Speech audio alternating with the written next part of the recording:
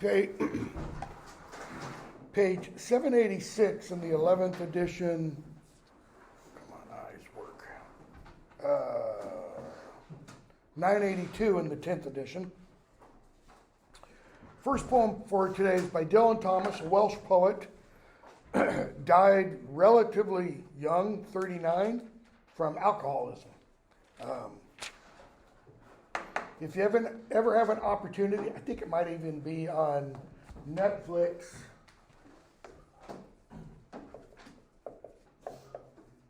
There's a short, I think it's a short story, Child's Christmas in Wales, which is written by Thomas, and it's been made into a film. It's really, really good. Do not go gentle into that good night is a villanelle, and you've got the description of a villanelle up above on top of 786. It's an extremely difficult poetic form to pull off because you have so much repetition. You kind of think, well, if there's repetition, that ought to be easy. It's very specific repetition. Notice what that little introduction says. So you have 5 tercets, that's a 3-line stanza. 5 tercets, a concluding quatrain. The first and third lines of the first tercet rhyme.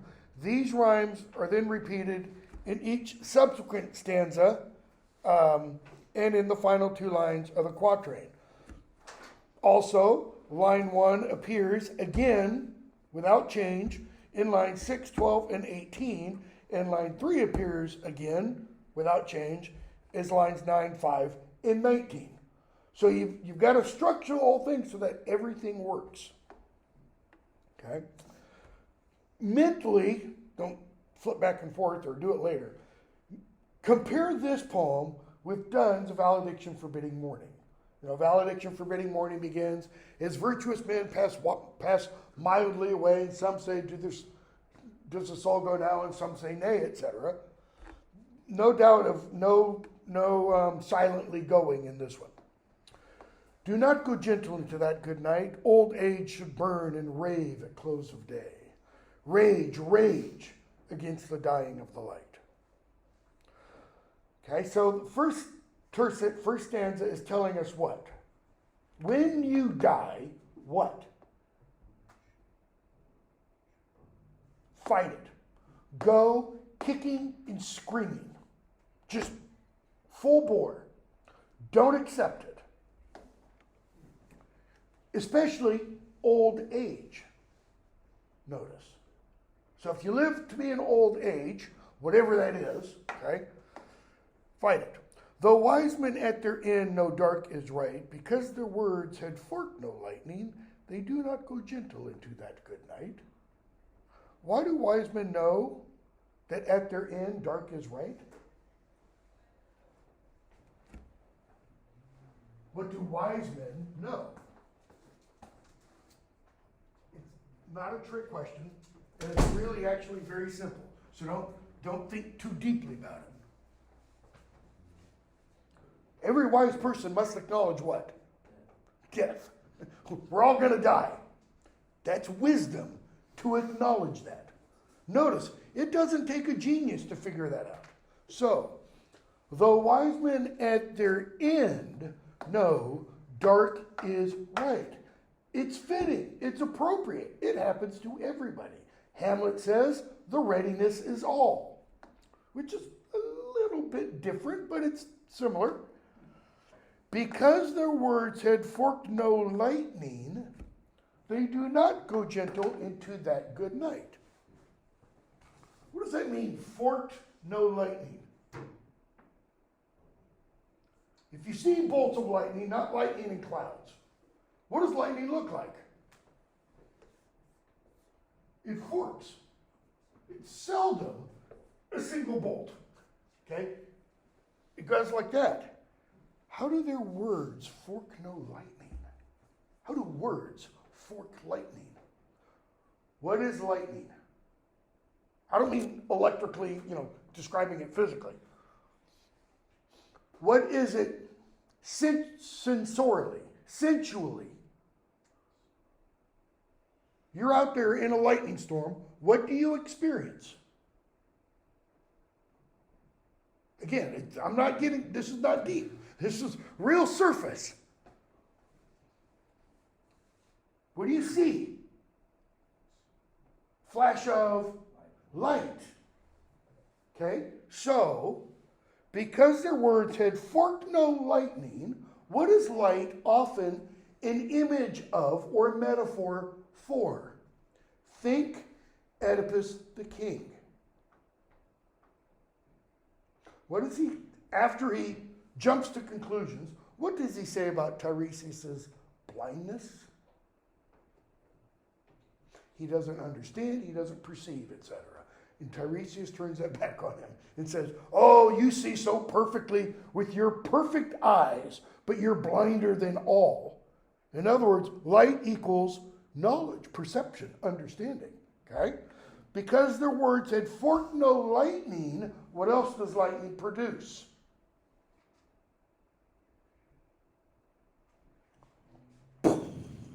Thunder, right? The words had forked, so the image of the lightning fork, two-pronged, light, sound. Their words didn't do what? Their words became kind of like the sound of thunder.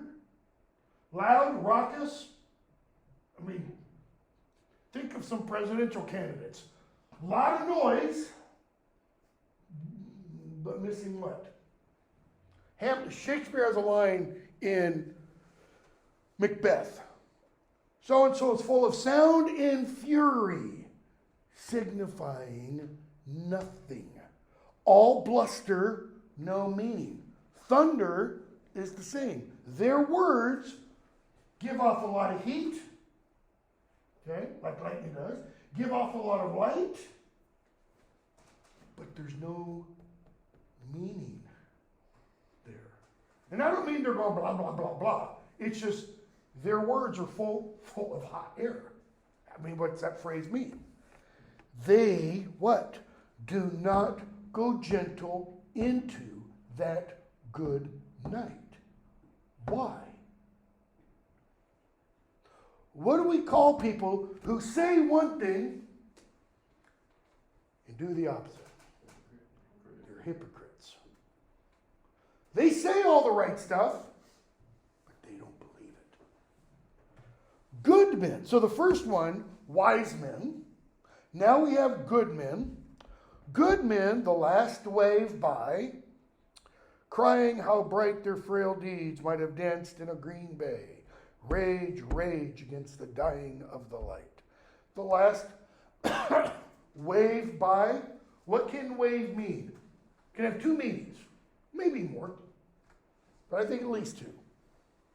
It can mean this, like, goodbye, I'm leaving now, I'm dying, okay? What else can it mean? This is a term we don't think of because we collectively, okay? And I would say even the United States, even though the United States has been in some wars recently, not like possibly what this is describing. Like waves of troops coming ashore. Like in World War I, the American Expeditionary Forces landed in Britain and then in France, etc. World War II, D-Day, Okinawa, Japan. You've got waves coming. And what often happened in those waves of troops? The initial ones, just slaughtered. Okay? Good men, though, these are described as. They do what? They cry how bright their frail deeds might have danced in a green bay. And I kind of think the green bay kind of emphasizes or reiterates possibly the second more military meaning of wave. They rage against the dying of the light. But why are they frail deeds? Pointless, useless, possible. What kind of men are these? These are good men. What's the speaker possibly suggesting about the deeds of these good men? Pointless. what effect do they have? If you're a quote unquote good person and you've got the full weight of something not good bearing down on you, what's likely going to happen? You're going to get snuffed, and whatever that thing is, it's just going to keep steamrolling over you. Frail deeds, right? They don't produce much. So they do what? They rage against the dying of the light. Like, more time, I can do more good, etc., etc. Wild men. So, wise men, good men, wild men, who caught and sang the sun in flight, and learned too late, they grieved it on its way. Do not go gentle into that good night. Remember the end of To His Coy Mistress, where the speaker is speaking to the woman and says, though we cannot make the sun stand still, yet we will make him run. Okay? Wild men try to do what? They try to live not just for today, they try to live tomorrow for today, and the day after, and the day after. You know, what's the word for that? Hedonism. I mean, they're just living totally for pleasure, but they want to get as much pleasure as they can. As Henry David Thoreau put it, they want to suck all the marrow out of life before they die, so that when they're on their deathbed, they can go, I have no regrets. Rather than, oh, I wish I'd. They do what? They learn too late that they grieved the sun on its way. They brought sorrow to the sun. And by saying they grieved the sun, that anthropomorphizes the sun. It makes the sun have feelings and such. So why is the sun grieving? Is the sun looking down at these wild men going, you damn fools. You only have the light for a while. Make use of it. Or make better use of it. And they do what? They do not go gentle into that good night. Grave men. So, wise, good, wild, grave. What are two meanings of grave? Ground, buried, hole. A grave. What's another meaning? Serious, solemn. Okay? Grave men, near death. Notice the little pun. Like nearly in their grave. Who see with blinding sight. Blind eyes could blaze like meteors and be gay. How do they see with blinding sight? What's a phrase we often use, we often hear? Somebody says who had a either near-death experience or they died and were revived. I'm not talking about after-death experience. Their life flashes before their eyes. In other words, they see things clearly. There's a song from the 70s. I can see clearly now, the rain has gone. In other words, the rain is kind of like the minister's black veil. It does what? It shades everything. Those near death, the speaker is suggesting, see what? What do they see more clearly, maybe than you and I? Louder? Okay. Give me something more specific. They're looking backwards. There's death. And they see what? I was a damn fool. I had all this time. And now I've got seconds, minutes, maybe weeks, maybe days. near death who see, why is it with blinding sight? It's like the sun, the light has revealed everything. I mean, next year we're going to be in Murfreesboro. It's going to be really close to another total eclipse. If you drive over to St. Louis, you'll be in it. 5-hour drive. Okay? What happens during that total eclipse? It doesn't get pitch black. It's not like midnight, but it gets pretty dark. And how long does that last? Not very long. It's a nice metaphor for what's being described here. Because then the sun comes out, and even though all the physicists, astronomers, etc., will tell you, never look at the sun during a total eclipse. Okay? So, never look at the sun in a total eclipse. You can look at the sun in a total eclipse. If you do it very briefly and only once it is total. When what's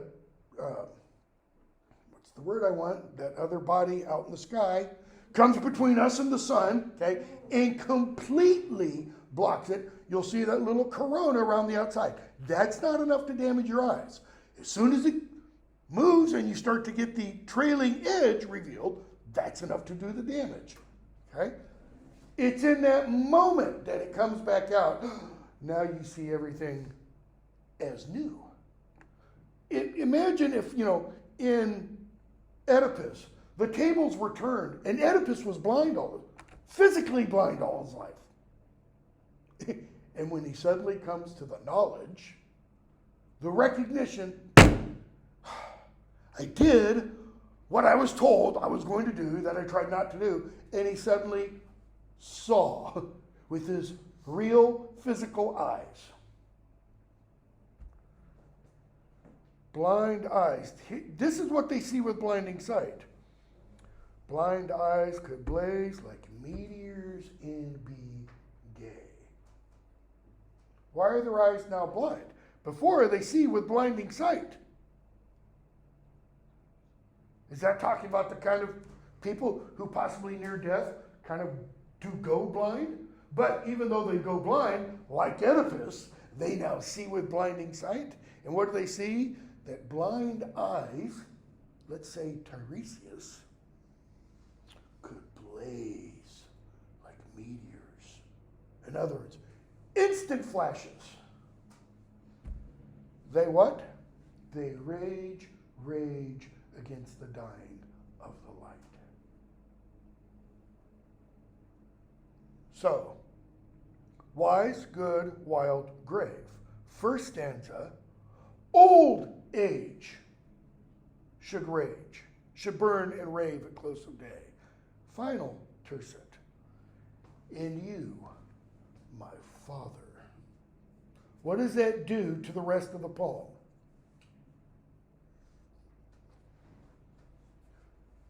ABC used to have I don't know if they still have it because I haven't watched sports in decades. ABC used to have a Saturday late afternoon, early evening show called The Wide World of Sports. Okay? And they would always include in that an interview with an athlete. Let's get, the phrase was, up close and personal. Let's get in that person's face. That's what this does.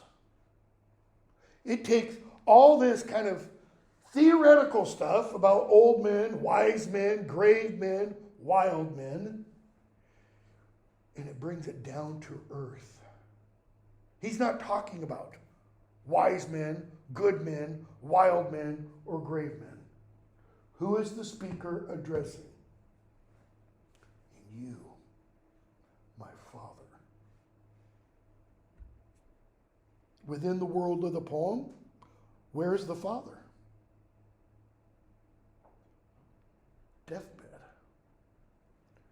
And you, my Father, there on the sad height. Well, that doesn't sound like a deathbed. Curse, bless me now with your fierce tears, I pray. What's the sad height?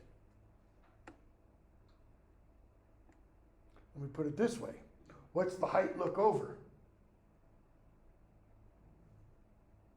Yea, though I go through the valley of the shadow of death.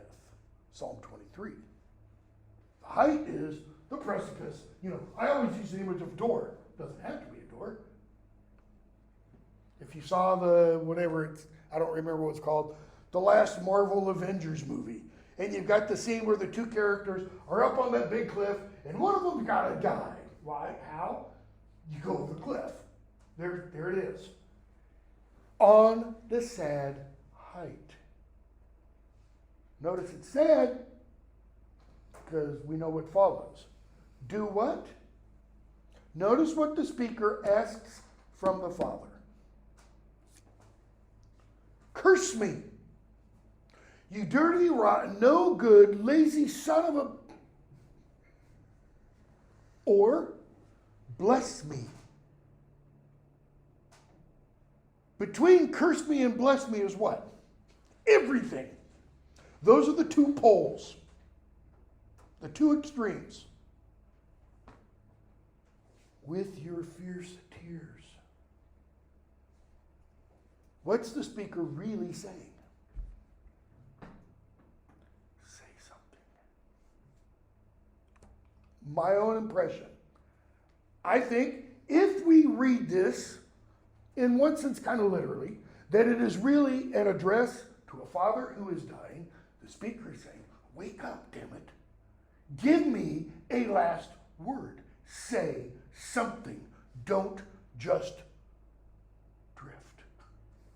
Don't go like virtuous men, passing mildly away. Why does the speaker want something? Maybe the father has been, even before death, absent, silent, not very conversant. Say something, anything. Do not go gentle into that good night. Notice we haven't talked about. The night is what? Good. Don't go gentle into that hellish death. It's not what he says. Okay? Interestingly, at the end of the speech with Hamlet's speech scene with his mother in her bedroom, he says, good night, mother. After he rips her innards to shreds and forces her to see what a horrible person she's been. And then his final words, anybody remember what they are? Hamlet's final words? I've got a t-shirt done by the Nashville Shakespeare Company from when they did Hamlet several years ago. And it's Hamlet, and it's with a musical notation. The rest is silent. It's a musical rest. The rest, it just says, the, has the sign, is silence. Those are Hamlet's last words. Okay? Rage, rage against the dying of the light. Go from there to 8:19. Also about death, as is the next one, in a sense. These are both by John Donne, whose valediction forbidding mourning we did. Make sure I've got the right one. Yes. Death Be Not Proud. This is one of Donne's holy sonnets. My dissertation was an edition of the holy sonnets. Your book tells you that it dates from 1611. That is complete and utter bullshit. I mean, literally, we do not know when this poem was written. There's no indication. None of the manuscripts are dated. It's first published in 1633, when the first collected editions of Donne's poetry is published, but that's 2 years after he died, right? Death be not proud, though some have called thee mighty and dreadful, for thou art not so. For those whom thou thinkst thou dost overthrow die not, poor death, nor yet canst thou kill me. So notice what the speaker is doing. Addressing death. Several of the manuscripts have death, comma, be not proud. Why? When you have that comma, what is that indicating? Death is in what's called the vocative case, okay, which we don't have in English. By case, it's a certain part of speech, okay, or it's a certain case of speech that in Latin and German, etc., has an ending attached to it. We don't have those endings, okay? With the comma, it's calling out to death. Death, don't be proud. Why? Though some have called thee mighty and dreadful, for thou art not so. For those whom thou thinkst thou dost overthrow, die not, poor death, nor yet canst thou kill me. Okay, so if they're dead, how does death not kill them? What else kills them? Well, Donne speaker is going to tell us. From rest and sleep, which but thy pictures be, much pleasure. So we got a semicolon, so there's a longer pause. So what is the speaker telling us there? Rest and sleep are what of death? They're pictures, they're images. Rest in peace we see on tombstones. What does that rest imply? It doesn't say rot in peace. Because rot means it's going to disappear and there's nothing left. There is no soul. When you die, you just and become part of the ether.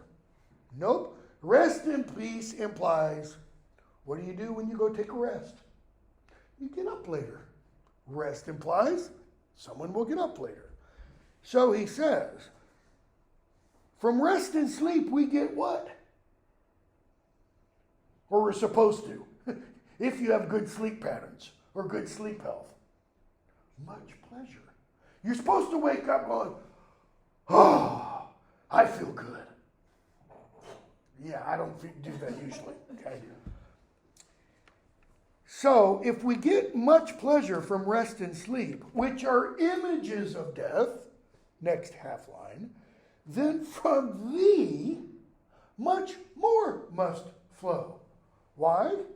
Remember when we talked about Plato, allegory of the cave, all that kind of stuff? Well, if these are images of death, that is poor copies, poor imitations, and we get pleasure from those, how much more pleasure are we going to get from the real death? Why? Because we wake up from rest and sleep, how much more awake will we be when we wake up from the sleep of death? And soonest our best men with thee do go. What do they receive? Rest of their bones and soul's delivery. In other words, to use Hamlet's language, they get to slough off this mortal coil and the 1,000 pains and such that flesh is natural heir to. And their souls, thou, who's the thou? Death. Thou art, I just love these two lines. Thou art slave. Death is a slave to what? Fate. You walk outside, you look both ways, you start to cross Middle Tennessee Boulevard, and some idiot comes plowing down. 3 times yesterday on my way home from work. 3 different intersections, cars ran red lights. All of them cross-section to me. One of them, Middle Tennessee Boulevard, Bradyville Pike, a semi. And I was just starting to move. And this guy just comes out of nowhere, doing like 50, 55 on Bradyville Pike. That's like a 40-mile-an-hour speed zone. Just green as green can be. All right? Fate. Knock on, we don't have any wood. Knock on the wood. Fate, chance, kings, right? Because kings can order your death. And desperate men. Robbery gone bad. I mean, why does Batman become Batman?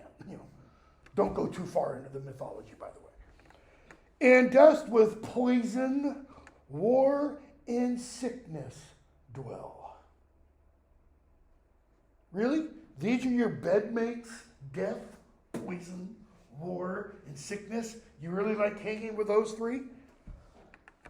And poppy or charms can make us sleep as well. What's meant by poppy or charms? Is it the white poppy, like the poppy that we use now? Drugs. Oh, yeah. Yeah.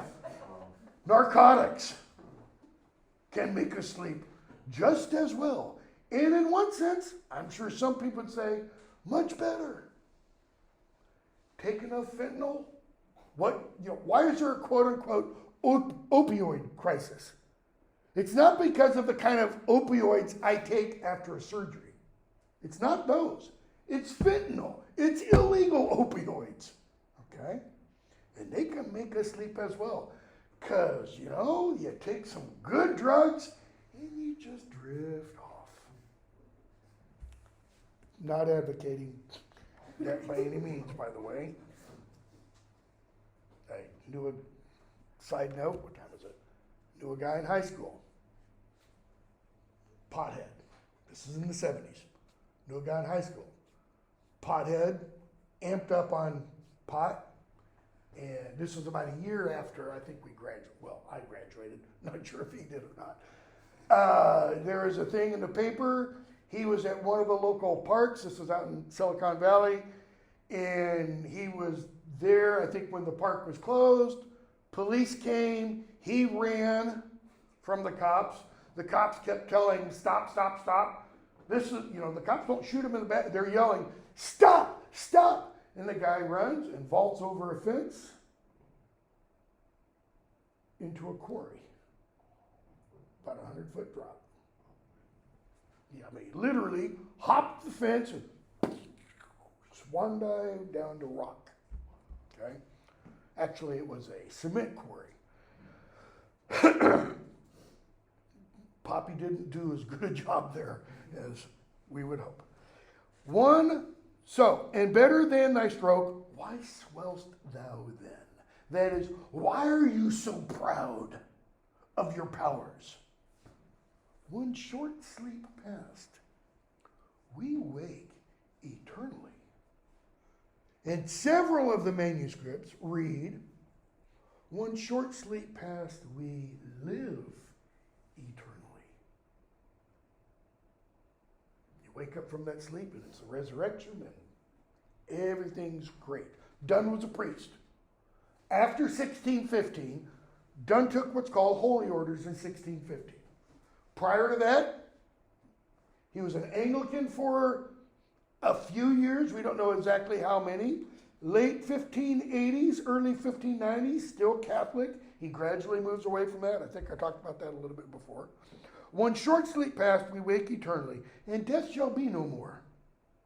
Death, thou shalt die.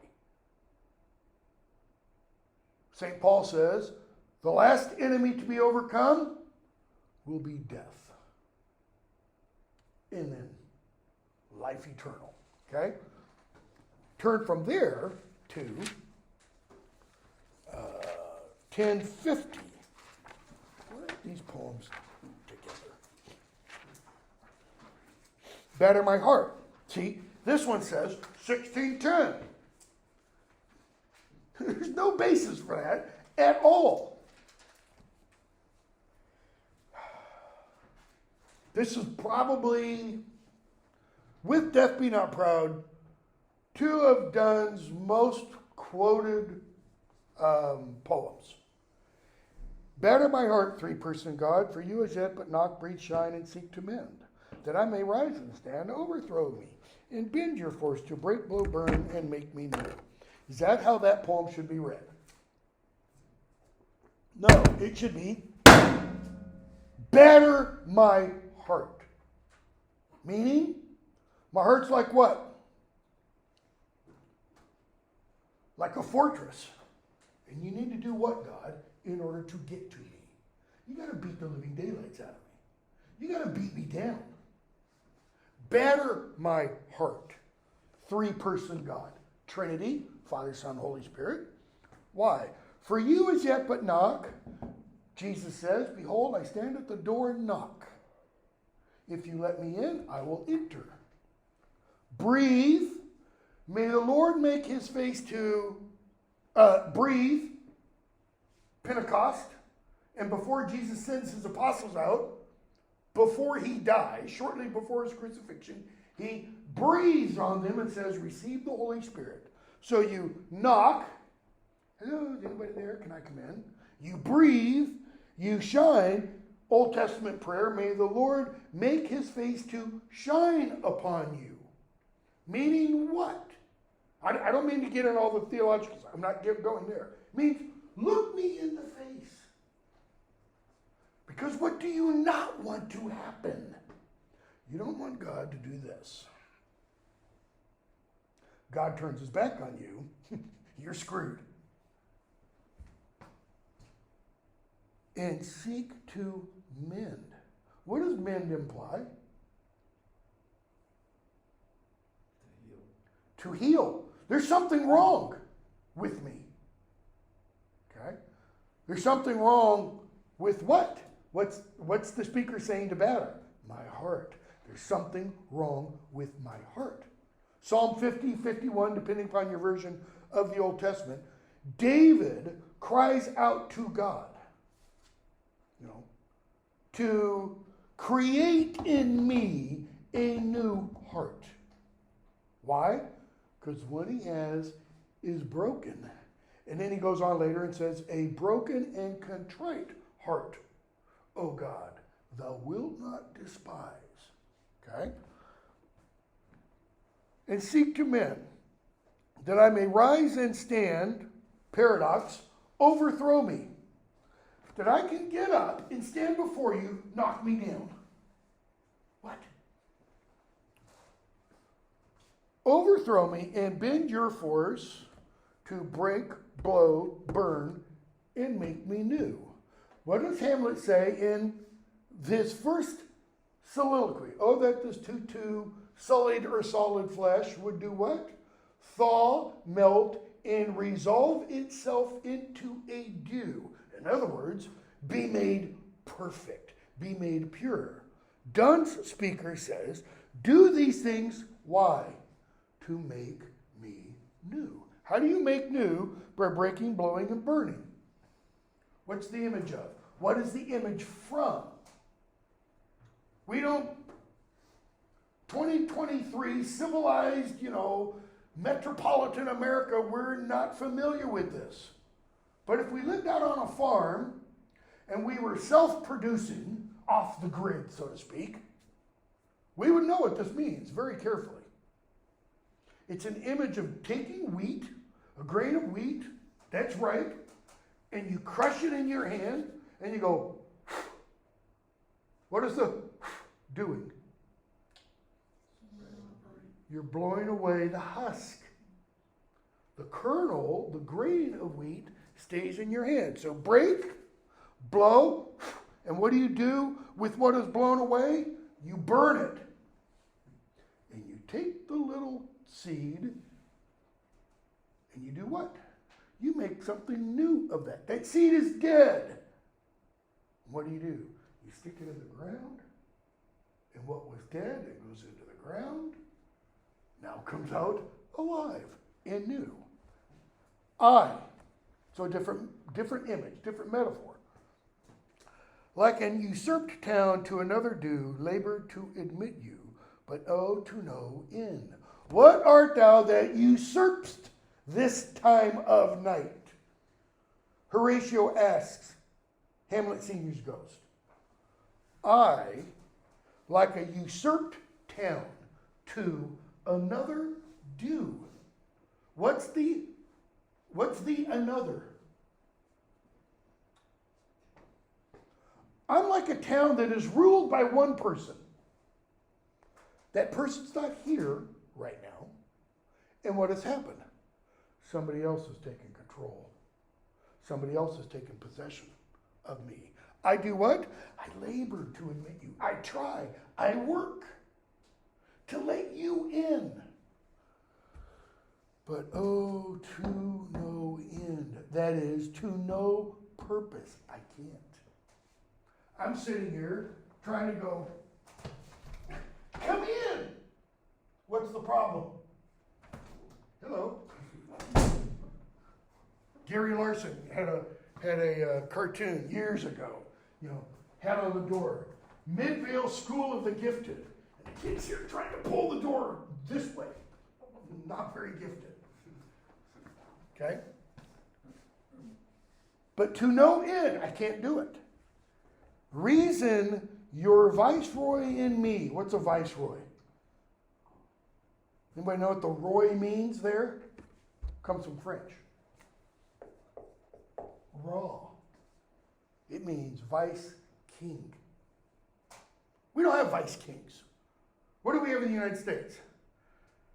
Vice presidents.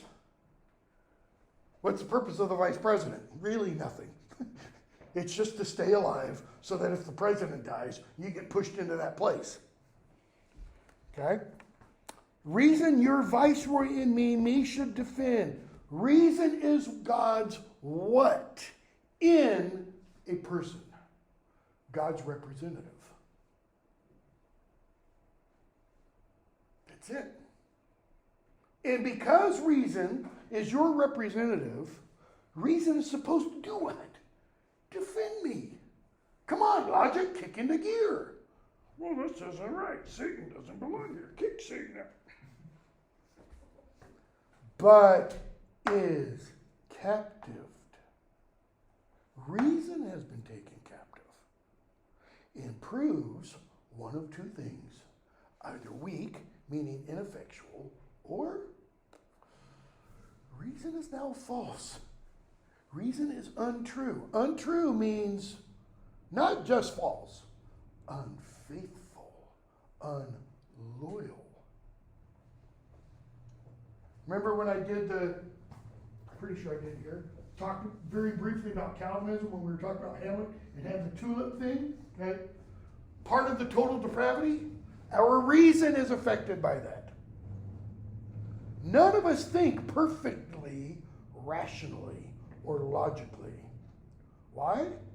Because everybody in this room, if I pushed you too far, or you push me too far, what's going to happen? One of us is going to lash out. That lashing out, that's not a rational response. That is an irrational, emotional response. Yet dearly I love you. I love you, God. I want you to come in, etc. And would be loved fain in return. But am betrothed unto your enemy. Betrothed, not fully married, promised unto your enemy. So if you're betrothed, that means you're promised. So what has to happen? Something has to break that promise. Divorce me. Untie or break that knot again. What does it mean, divorce me? Does that mean, God, just write me off? Just say, go wherever the hell you want. I don't care anymore. Nope. Who must approve a divorce in our world? Every divorce, this has to happen. A judge has to sign off on it. Even if you have no fault divorce states, God, you've got to be the one to divorce me from the enemy. Untie or break that knot again. What's the knot? The knot that ties me to the enemy. Or, in another one of Donne's poems, he talks about the subtle knot that makes us man, which is the linking together, the intertwining of soul and body. Is he saying, break that knot? Kill me? Go back to the beginning of the poem. Batter my heart. So take me to you, imprison me, for I. Take me to you. God, take me now. Book of Revelation ends. Anybody know? How? 6 words. Even so, come quickly, Lord Jesus. That's after the book tells the ending, so to speak, of the myth or of the story. And it says, yeah, even though I know the ending, just do it now. Why? This world sucks. There's pain, there's agony. You know, supposedly, according to early church tradition, when John has that vision, he's on the Isle of Patmos, which is what? It's like Alcatraz was in the 1930s. It was the worst place you could be sent to. Okay? Take me to you, God, you imprison me. Now the speaker is saying, I'm imprisoned how? By the enemy of God. Except you enthrall me. What's enthrall mean? Except you enslave me. Paul says, a bondservant of Christ, a slave of Christ, except you enslave me, I will never be free. Paradox, right? How can you be enslaved and yet be free? And then Donne gives us the kicker. Nor ever chaste, except you ravish me. That line led to a bunch of articles, and one I'm thinking of in particular called how does the title put it? Donne's Divine Rapist. Because ravish has 2 meanings. One of those is to rape.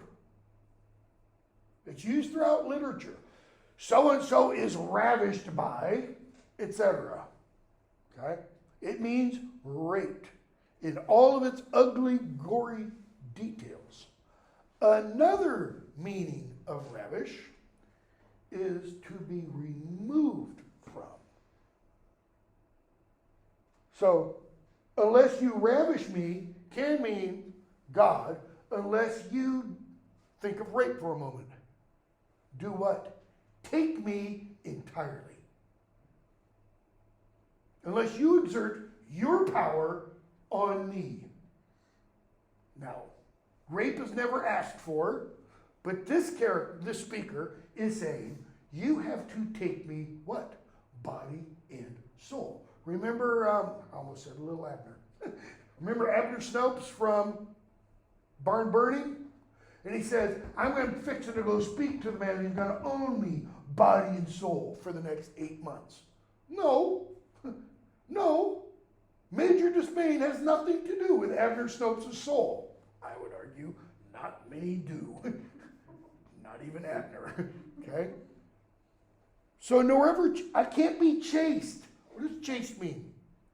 Pure. I can't be pure. I can't be pure unless you ravish me. I can't be pure unless you so what's meant by pure and chaste and ravish there? All kinds of ideas about God, whatever God, we're talking about. One of the ideas is this: God is holy. That doesn't say anything, does it? Because you got to know what this means. What does this mean? Good, pure, blah, blah, blah. Those are all words based down here. What it really means? Totally other.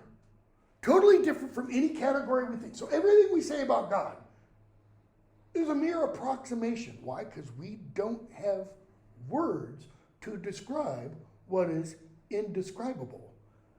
I can't be chaste unless you take that otherness that is you and do what? Put it into me. Make me completely also other. Just let your mind wrap around that for a while, like the rest of your lives.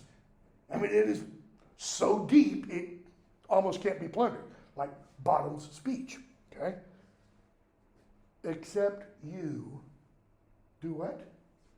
Take me out of all of these other categories life, living, body, flesh, spirit, soul. Those are all our terms to describe what? Things our reason can't really understand. And that's part of our reason being captive. Okay? I mean, it's a pretty much mind-blowing poem when you think about it.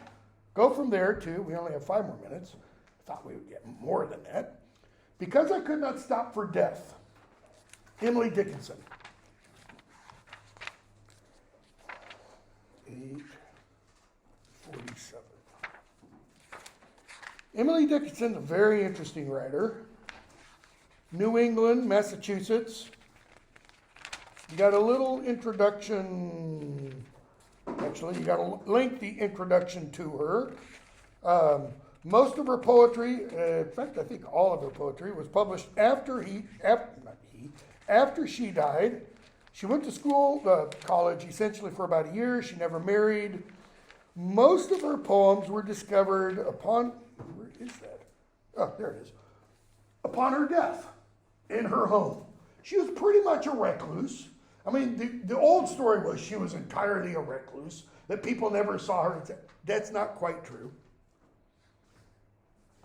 So, because I could not stop for death. Death is described here. If you've ever seen Gone with the Wind, death is kind of described like Clark Gable in Gone with the Wind.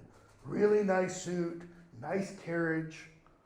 Because I could not stop for death, it kindly stopped for me. The carriage held but just ourselves in immortality. So, why couldn't the speaker stop for death? And why did death stop for the speaker?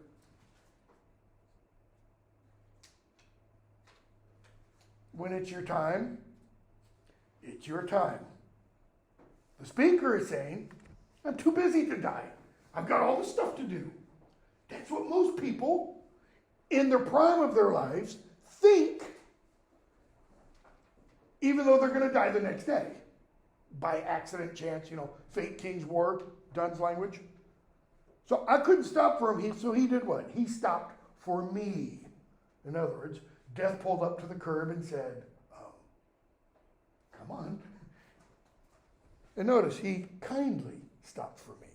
Carriage held but just ourselves, and notice, what's inside the carriage? Immortality.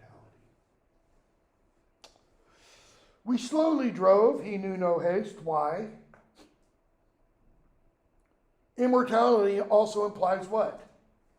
Eternity. Out of, from time. So it doesn't really matter how quickly or how slowly you go. He knew no haste, and I'd put away my labor and my leisure too, for his civility. Death was so kind, I just kind of said, okay, I'll stop. We passed the school where children strove at recess in the ring. What's in the ring? Maybe you didn't play this as a little kid, but I did. I had 4 elder siblings, and we would do it when we were all really little. What do children sometimes play in a ring if they're gathering together? Ring around the roses, pocket full of posies. What's the rest of the rhyme? Ashes to ashes, we all fall down. What is the song about? The plague. The ashes to ashes are and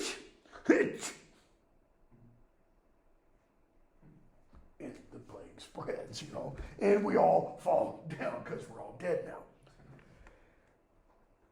We passed the fields of grazing grain. We passed the setting sun. Notice what direction they're moving. West, metaphorically. So it starts with children, passes the sun, or rather, he passed us. Why? Notice we didn't go past the sun, rather the sun, and then we get the dews drew quivering and chill. What do dews draw on?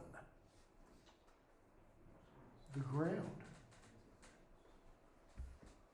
For only gossamer my gown, my tippet only tulle. What's gossamer?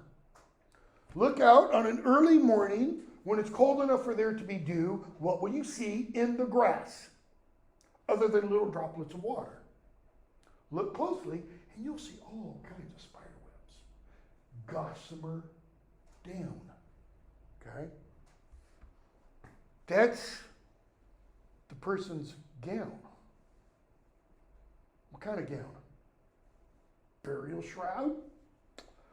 We paused before a house that seemed a swelling of the ground. I mentioned this before. You bury someone, you put a casket in the ground, you put the dirt back on top of the casket, and what happens now? Because the casket has taken up space that previously was occupied by the dirt, now it mounds over. We've just passed the grave.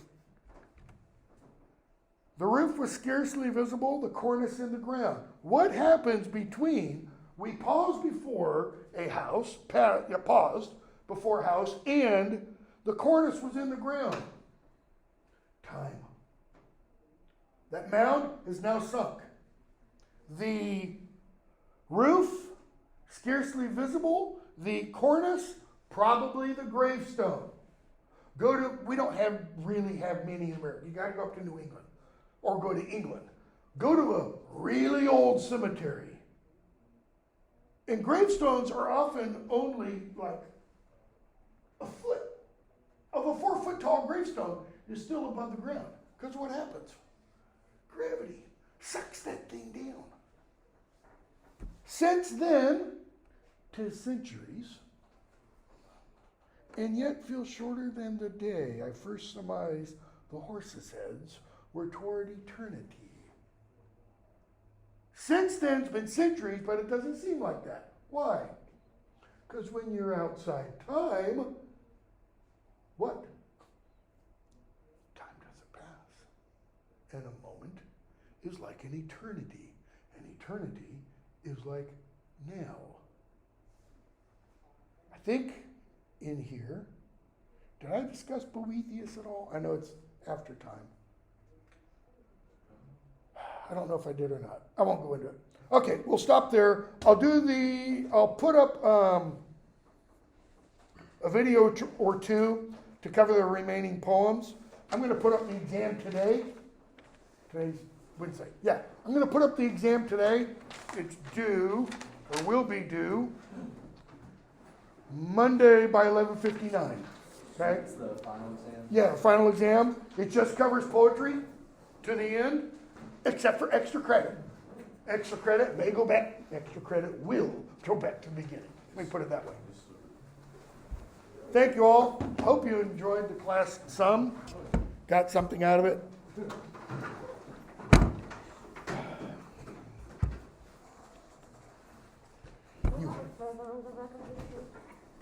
Is there something? Feather? Yeah. Yep. It's from a pillow that I sit against in the mornings. Thank you.